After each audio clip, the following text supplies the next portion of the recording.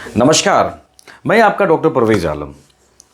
कहते हैं क्या 400 सीटों वाली पार्टी बदल सकती है हमारा कॉन्स्टिट्यूशंस, हमारा संविधान? ये लोग कहते हैं।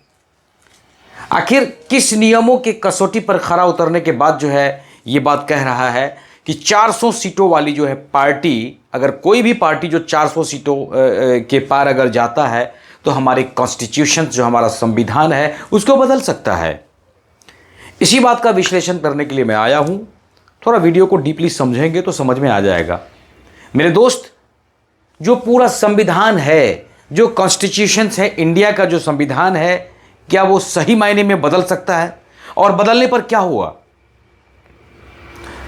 भारतीय संविधान में 42वां संशोधन सबसे ज्यादा विवादों और चर्चा में रहा है। जी हां, श्रीमती इंदिरा गांधी के नेतृत्व वाली कांग्रेस सरकार ने 1976 में इसे पारित किया था। इस अधिनियम को मिनी संविधान के रूप में भी जाना जाता है, क्योंकि इसमें भारतीय संविधान में बड़ी संख्या में संशोधन किए गए थे उस वक्त भी, क्योंकि इसमें क्या किया गया था? बहुत बड़ी संख्या में संशोधन किया गया था। इसे 42वां संशोधन अधिनियम या संविधान अधिनियम 1976 भी कहा जाता है। वहीं बीजेपी सांसद और पूर्व केंद्रीय मंत्री अनंत हेगड़े ने कहा कि संविधान में संशोधन के लिए जो बीजेपी है, बीजेपी को 2/3 बहुमत दिलाएं। उन्होंने कहा हमारे पास लोकसभा में 2/3 बहुमत है, लेकिन राज्यसभा में हमारा बहुमत नहीं है।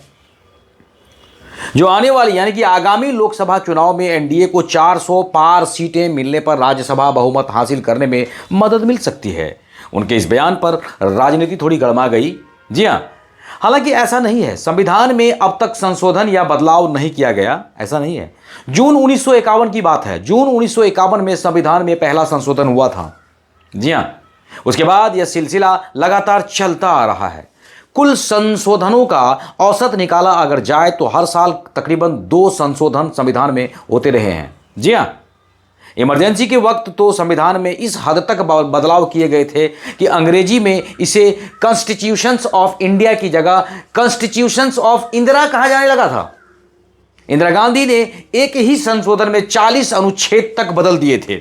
जी हां, यही वजह है कि 42वें संशोधन को मिनी संविधान भी कहा जाता है। प्रधानमंत्री श्री नरेंद्र मोदी जी की 10 साल की सरकार में भी संविधान में 8 बड़े संशोधन किए गए हैं। अब चलिए जानते हैं कि 42वां संशोधन क्या है। थोड़ा सा डीपली चलते हैं। इंदिरा गांधी के शासन में इमरजेंसी के दौरान 42वां संशोधन हुआ था। यह संशोधन अब तक का सबसे व्यापक और विवादास्पद रहा। उस वक्त ऐसा लगा था कि इस संशोधन के द्वारा सरकार कुछ भी बदल सकती है। यही वजह है कि इसे मिनी संविधान भी कहा जाता है। इसमें संविधान की प्रस्तावना में 3 नए शब्द जोड़े गए थे। समाजवादी, धर्मनिरपेक्ष और अखंडता जोड़े गए थे। 42वें संशोधन के सबसे बड़े विवादास्पद प्रावधानों में एक ये था कि मौलिक अधिकारों की तुलना में राज्य के नीति निर्देशक सिद्धांतों को वरीयता देना। इस प्रावधान के कारण किसी भी व्यक्ति को उसके मौलिक अधिकारों तक से वंचित किया जा सकता था। इस संशोधन ने न्यायपालिका को पूरी तरह से कमजोर कर दिया था, जबकि विधायिका को अपार शक्तियां दी गई थी।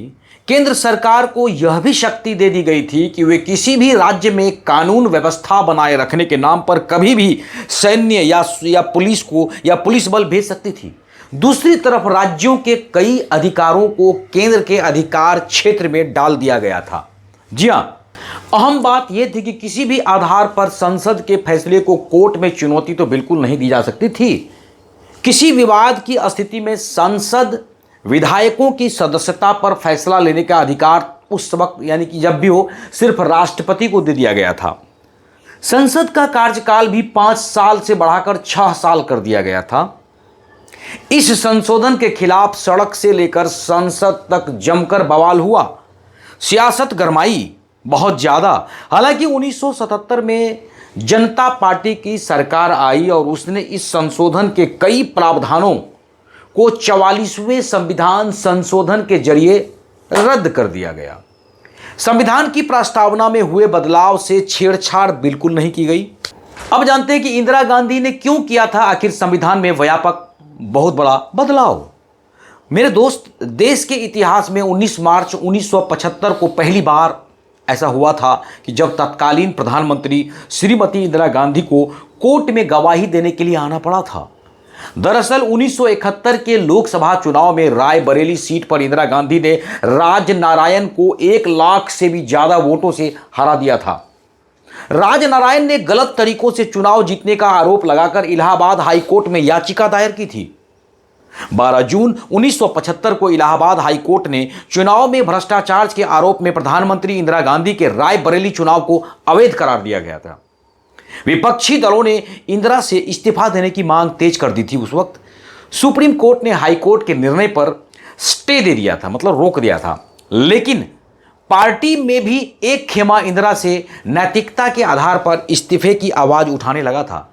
दूसरी ओर जयप्रकाश नारायण के नेतृत्व में विपक्ष दिल्ली की सड़कों पर उतर गया था। जी हां, आजादी के बाद यह पहला मौका था जब किसी प्रधानमंत्री के खिलाफ इतनी बड़ी रैली निकाली गई और सिंहासन खाली करो, सिंहासन खाली करो, सिंहासन खाली करो, जनता ये नारे लगाने लगी। जी हां, इस्तीफा का दबाव इतना बढ़ा तो इंदिरा गांधी ने देश में इमरजेंसी लागू करने की तैयारी कर ली थी। उस वक्त राष्ट्रपति ने 25 जून 1975 की रात को तकरीबन 11:45 पर संविधान के अनुच्छेद 352 के तहत देश में आंतरिक आपातकाल की घोषणा पर हस्ताक्षर किया। जी हां, फिर अगले दिन 26 जनवरी 1975 को सुबह तकरीबन 6 बजे इंदिरा गांधी ने मंत्रिमंडल की बैठक बुलाई और उसमें आंतरिक खतरों से निपटने के लिए ऐसा करना बेहद जरूरी बताया था। इमरजेंसी में सबसे पहले भारतीय संविधान का 38वां संशोधन 22 जुलाई सन 1975 को पास हुआ। जी हां, इस संशोधन के मुताबिक आपातकाल की घोषणा, न्यायिक समीक्षा का अधिकार छीन लिया गया। करीब 2 महीने के बाद इंदिरा गांधी को प्रधानमंत्री बनाए रखने के लिए संविधान का 39वां संशोधन लाया गया। चूंकि इलाहाबाद हाई कोर्ट ने इंदिरा गांधी का चुनाव रद्द कर दिया था, लेकिन इस संशोधन ने कोर्ट से प्रधानमंत्री पद पर नियुक्त व्यक्ति के चुनाव की जांच करने का अधिकार ही छीन लिया था। जी हां, इस संशोधन के अनुसार प्रधानमंत्री के चुनाव की जांच सिर्फ संसद की तरफ से गठित कमेटी ही कर सकती थी। तत्कालीन प्रधानमंत्री श्रीमती इंदिरा गांधी ने इमरजेंसी को समय की जरूरत बताया और उस दौर में लगातार कई संविधान संशोधन किए गए। 40वें और फिर 41वें संशोधन के जरिए संविधान के कई प्रावधानों को बदलने के बाद 42वां संशोधन पास किया गया। देश के संविधान में 3 तरह के संशोधन होते हैं। जी हां, इनमें से दूसरे और तीसरे तरह के संशोधन अनुच्छेद 368 के तहत आते हैं। संविधान संशोधन जो होता है मेरे दोस्त, संविधान जो संशोधन विधेयक 3 तरह के होते हैं, इसको जान लो आप। नंबर 1, ऐसे विधेयक जो संसद यानी कि लोकसभा और राज्यसभा से साधारण बहुमत से पारित किए जाते हैं। नंबर 2, ऐसे विधेयक जो संसद द्वारा संविधान के अनुच्छेद 368(2) के मुताबिक विशेष 2/3 बहुमत से पास किए जाते हैं। तीसरे की बात करें तो ऐसे विधेयक जो संसद से विशेष बहुमत से पारित है, जिनके लिए कम से कम आधे राज्य विधानमंडलों का समर्थन जरूरी है। जी हां, अब सवाल यह उठता है, क्या संविधान में बदलाव संभव है? एक और सवाल है किसी के मन में यह हो सकता है, भारतीय संविधान के अनुच्छेद 368 में संविधान और इसकी प्रक्रिया में संशोधन का जिक्र किया गया है। बिल्कुल किया गया है। इसमें संसद की शक्तियों के बारे में बताया गया है। अनुच्छेद 368 के मुताबिक संसद को संविधान के किसी भी प्रावधान में बदलाव करने का अधिकार बिल्कुल है। इसके लिए संसद में विशेष बहुमत के वोट की जरूरत होती है। संविधान में संशोधन के लिए संसद के दोनों सदनों में 2/3 बहुमत होना जरूरी है। दोनों सदनों द्वारा पारित विधेयक को राष्ट्रपति के सामने अनुमति के लिए रखा जाता है। राष्ट्रपति को संविधान संशोधन पर अनुमति देनी होती है। संविधान संशोधन विधेयकों के लिए संयुक्त अधिवेशन की प्रक्रिया लागू नहीं होती है। अगस्त 2023 तक देश के संविधान में लगभग 127 संशोधन हो चुके हैं। अब जानते हैं कि संशोधन के लिए क्या क्या जरूरी है। संविधान में संशोधन के लिए क्या क्या चीज जरूरी है, इसको जानना पड़ेगा मेरे दोस्त। संविधान में बदलाव के लिए लोकसभा और राज्यसभा में 2/3 बहुमत के साथ साथ 2/3 राज्यों में भी जीत हासिल करना जरूरी होता है। संसद के 2/3 बहुमत और आधे राज्यों के विधानमंडल का साधारण बहुमत द्वारा उस विधेयक को पारित कर राष्ट्रपति की सहमति के लिए भेजा जाता है, जो इसे पुनर्विचार के लिए वापस नहीं भेज सकते। अनुच्छेद 368 के तहत संविधान संशोधन विधेयक को सिर्फ राज्य विधानमंडलों में साधारण बहुमत की जरूरत होती है। जी हां, अब ये जानते हैं थोड़ा सा कि मोदी सरकार के 10 साल में संविधान में 8 बड़े बदलाव क्या हुए, इसको जान लो। 99 संशोधन, राष्ट्रीय न्यायिक नियुक्ति आयोग अधिनियम 2015, यह हुआ बदलाव। दूसरा 100वां संशोधन, भारत बांग्लादेश के बीच भू सीमा संधि 2015 में होता है। उसके बाद 101वां संशोधन होता है वस्तु एवं सेवा कर यानी कि जीएसटी अधिनियम 2016 में। फिर उसके बाद 102वां संशोधन, राष्ट्रीय पिछड़ा वर्ग आयोग को संवैधानिक दर्जा 2018 में। उसके बाद 103वां संशोधन, ईडब्ल्यूएस को शिक्षण संस्थाओं नौकरियों में 10% आरक्षण 2019 में हुआ। उसके बाद 104वां संशोधन, लोकसभा विधानसभाओं में SC ST आरक्षण 10 साल और बढ़ाया गया, 2019 में हुआ ये। उसके बाद 105वां संशोधन हुआ, सामाजिक और आर्थिक रूप से पिछड़े वर्गों की पहचान 2021 में होता है।